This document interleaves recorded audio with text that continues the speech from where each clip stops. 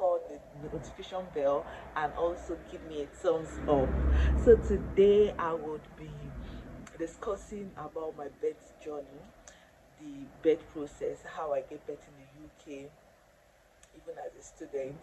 If you have not watched the video I did about everything you need to know if you're an international student and you got pregnant in the UK, process to go about it, even if you don't get if you didn't get pregnant in the UK, the process to go about it, I did a video on some weeks ago, so you can check it out so you can understand this new one. So I'm going to be showing clips of what went on during the birth process. I actually had an elective CS, which means that I was prepared for this CS. It was a planned one. It was not an emergency, and to the glory of God, God took control. But a lot of things were different from where I was coming from, Nigeria. Where I was coming from, I've had two previous CS, so let me say I'm three times mom CS. So this is my third time of doing the CS, and different location. I did the first one in Castina in the north of Nigeria, second one in Lagos, Nigeria, Western Nigeria, and this third one here in Hull, UK. So the experience were no, they are not the same. Even though it was an elective CS, even the Lagos one, but it was not the same. If you were booked for elective CS, you would be given you'll be sent a letter home within like 2-3 weeks to the scheduled dates. You are not the one to pick dates. It is the your gynecologist and the OBS that you're working with that will choose the dates. So the date that was chosen for me was um 2 weeks before. They brought the letter home and they told me what to expect. Then in my next visit, I think I had a visit to the hospital like 1 week before them. So I was given the medication to use. I still have them. I've already used them. And the difference was that in Nigeria, they would tell you 10 when it is 10 p.m. of that day, the night before the CS, they'll tell you not to eat anything.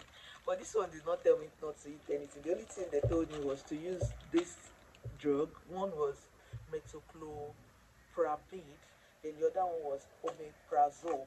So the two of them I was given. One was to be taken one metoclopramide was one tablet, while the omeprazole was two tablets. And they only say that take one capsule at 10 p.m. on the night before the procedure and take one capsule 6:30 a.m. on the morning of the procedure. But in Nigeria, they did not give me anything like that. We only went for the elective CS, and they only told us that we should not eat when it's 10 p.m. Don't eat till the CS was done. I did not eat from 10 p.m. the night before till the CS was done around 12 to 2 o'clock. So I didn't eat till the next day. They did not even allow me eat. For like 3 days, I did not eat. But for UK, they told me to eat. Like I should eat 7 a.m. on the morning on the day of CS. But they told us the kind of food I should eat. They said I should take toast bread with small. They describe everything to take toast, a one piece of toast bread, tea or coffee. They told me that I should eat.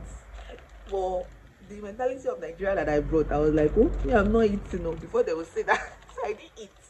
And I said in my previous video that I was having gestation diabetes, so my sugar went so low because I didn't eat.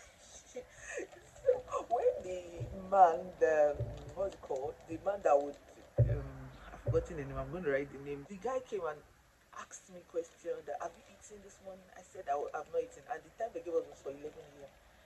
So he said, so since morning you've not eaten. I said I've not eaten. He said, your sugar will be very low. But he said the nurse should get glucose. So I took glucose. They gave me plenty of it. It was a liquid glucose in a cream-like soup. So they told me to soak it in and take as much as possible. I think my sugar was like 3 point something. When they were checking it was like 4 point something. So the guy was like, no, we want from 5 above, that I should still take more. And I was like, oh, from where I came from, we are not meant to eat. So, and another thing I saw that was different from the previous CS I've done was that the doctor that was meant to take the delivery of the baby came to me and started telling me every of the process, explaining it to me. I'm going to show the video. The guy was explaining everything that needs to be done, told us the effects, positive and negative effect, if there's going to be anything. The guy said a lot, and I was like, where we are coming from? They just say, madam, move. Then they told me, the nurse came in, the midwife were around. They came in to tell me to take my bath because we went there that morning. So they told me took me to the bedroom, take my bath, gave me the new clothes to wear, gave me one socks. The socks is one tight socks. I'll show you. That was where my husband was wearing it for me. They later put something in my leg. I don't know the name of the things. They put it in my leg. I think they did some, maybe some blood pressure. I don't know. So they put. I think that's the reason why they told us to wear the tight socks. So they explained everything, like compared to where we are coming from. They know they explain for Niger. They just got you and move. But this one they explained everything, and they told us in case there's any issue, there are a lot of things are already on ground. So they took me to the theater. But before we got to the theater, in front of the theater, they've already given my husband clothes to wear. He has changed. So in front of the theater, the anesthetician came to put the stuff. I don't know the injection that they put at the back so that they will numb me. Came to numb me. But before they did that, they were also trying to get veins. I don't know because I didn't eat. They were trying to find vein and there was no vein. Seriously, during this pregnancy, a lot of things happened. I didn't see veins. Every time I go to the hospital, there's no always vein. Vein man salad. And sometimes I will cry and I'll like, God, what's happening? They will look for vein like this, they will not see. That particular day, the way they were choking me left, right, and center, they chook here. I almost cried. Not like I cried because I was already destabilized. I've not even started this CS. I was destabilized because I was getting scared. I was fidgeting. So they were looking for vein. They did not see. They put here. Funny enough, the anesthesia was a Nigerian, was an Igbo man. The person that was doing the delivery is a Yoruba man. God bless that man. I just had peace too that I think I'm in the right hand. I'm in the right hand and I know that they will do it well. Then they took immediately we enter, we've seen a lot of team. The team were like if I'm going to count maybe like 10, 12 people were already in the theater waiting for me. And there was somebody assigned to the board that was writing the time I'm coming in, the time I came in, the time everything was done. So immediately I came in, I think the midwife, they put the catheter in my, you understand what I'm saying? So they put it, because they've already numbed me, they were using pin to touch here, did you feel anything? They touched my leg, did you feel anything? I was saying, I feel something, I didn't feel something, so it was here they numbed. So they were like, okay. So immediately they put the catheter. But when I was in Nigeria, when they were putting the catheter, they did not even numb me. So I was still very much away. Putting the catheter was very painful. That was in Nigeria. But yeah, they numbed me. So I didn't feel it when they were putting it. And my husband was there. Another thing that I saw in this CS that was different from Nigeria is the support system. Everybody was there. My husband was there. Some nurses were there, midwife, all of them were saying, don't worry, it'll be fine, don't cry, don't feel, because I was crying when I was coming because of the vein they were looking for. But when I now came in, they were trying to put the vein. They will tell you to sit up and do like this and just put pillow like this. God, every mother out there, God bless us. Like, God bless us. If you have a mother, please appreciate them. It's not easy. One of the things I saw that was also different was that they asked us that, do we have any music that we would like them to play? And I was like, whoa. I was told my husband, yes, we have. I have a lot of Tope Alabi, a lot of Alasheyori, or Aishe Ayokme, or I just told them to just be blasting it in tongues. So I gave them my husband gave them his phone, so they connected it to the Wi-Fi and so that was the song that was playing in the theater.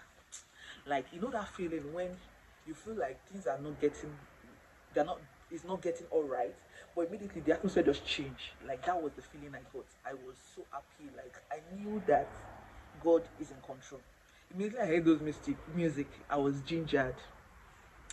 Then they calmed me down. One of the things that also happened was that because I've had two previous CS, the doctor came before delivery to check where they cut. So he was trying to be sure of what he's going to do when he gets there. But thank God he was a Nigerian. So he told me he knows what Nigerian doctor might have done, but we should get to the theater. On getting to the theater, a lot of things happen. A lot of things happen. And at a point I should be suing some Nigerian doctors by now, but I'm not going to do this suing because it's really, they did a lot of things that shouldn't be done. And when the new doctor checked, as they were cutting, I was already bleeding. The first cut, I was already bleeding. The bleeding was so much that the doctor said I shouldn't be bleeding at that point. At that point they've got into. So it means that the doctor that did the previous one in Nigeria, when they were joining together, they didn't do it well. But thanks to God that God orchestrated this best. So I was already bleeding, so they were trying to open, they're trying to also tie back some parts. I can't be explaining too much details, but God bless the doctor that he used to win this wisdom. I know God gave him the wisdom. That I think there were two people in charge of the cutting, so they were cutting. But when they saw I was already bleeding, they were asking me. They were telling my husband to be talking to me.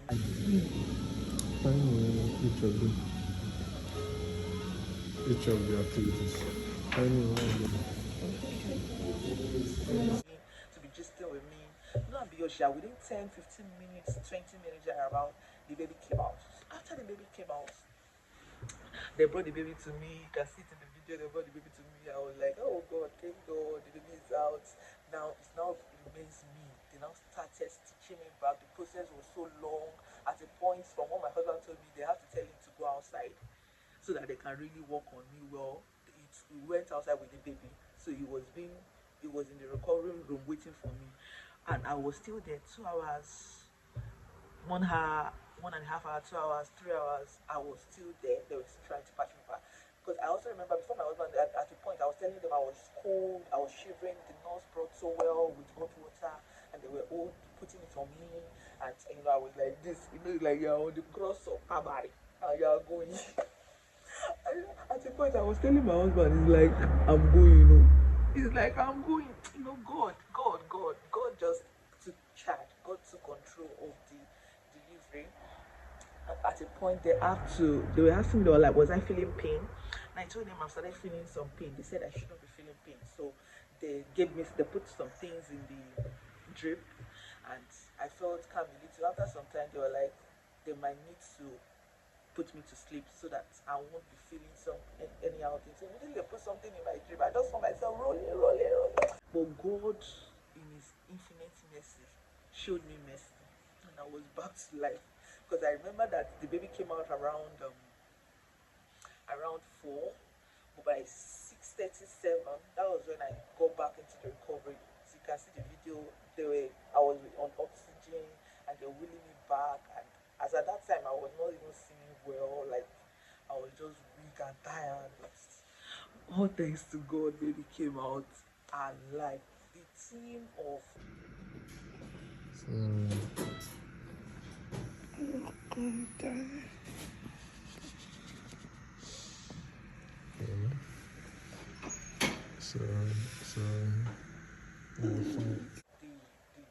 Royal Infirmary that I did this year, they were so awesome. Immediately I came out, they asked me, am I hungry? They gave me food. I think tea first. Then they gave me toast bread. They asked me what would I like to eat. I was like, Nigeria. 3 days after, we never chop. But this one gave me food.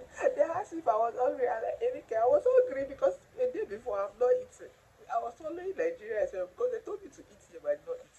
So, so they gave me food. They asked my husband if he was like it. So they gave us food, both of us. They gave us food. They've already started asking what we would like for dinner, and I was like, yeah, it was Nigeria. It is going to be on the 3rd day that you will start taking pap. also drink. They'll tell you the place has to be empty. I don't understand.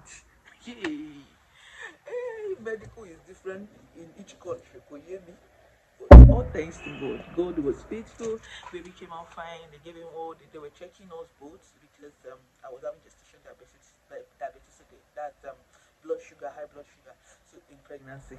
So then they needed to be sure that the child is not having it. So they were also pricking his leg to check for his blood sugar per hour, or I think every 1 or 2 hours to confirm that it's okay. So then I was recovered. That was the picture I posted. Yeah, that time that I did like this, I was just coming back to life. But God was faithful. So if you're actually prepared, being booked for elective CS, brace up is a wonderful experience. It's not very difficult. If you've had CS before, you understand what I mean. But God will take control. If you were induced, because I heard a lot of people were induced first and they later did emergency CS. If that is your case, just trust God. If they ask you to do the CS, do it and believe God to take control. When I go back to the recovery room, they asked me if I can gas now, like have I been able to go to toilets, and I told them I can't pull. The doctor came back to me like, Bukola, I didn't touch anywhere close to your bladder, I didn't do anything, I just corrected what the OCS people did, and that's the only thing he did. He was really scared, like he didn't do anything. Thank God for everything. So in every situation you find yourself, just thank God. If you're a student, you're not paying. I didn't pay for any of this CS stuff, but you know that IHS fee has been paid for. We have paid for IHS fee, so that's it. So guys, hope you enjoyed this video. Now I can show my tongue. Tongue is lonely. I can't see there. Hope you enjoyed this video, guys. Don't forget to like, don't forget to subscribe, don't forget to comment. If you've had experience of Nigerian CS and UK CS, or UK bet and Nigerian bet, let me know. What was your experience like? Let me know in the comment section. And if you are just going for your own bet, God will take control. You will not die, you will live long, you will see your children's children.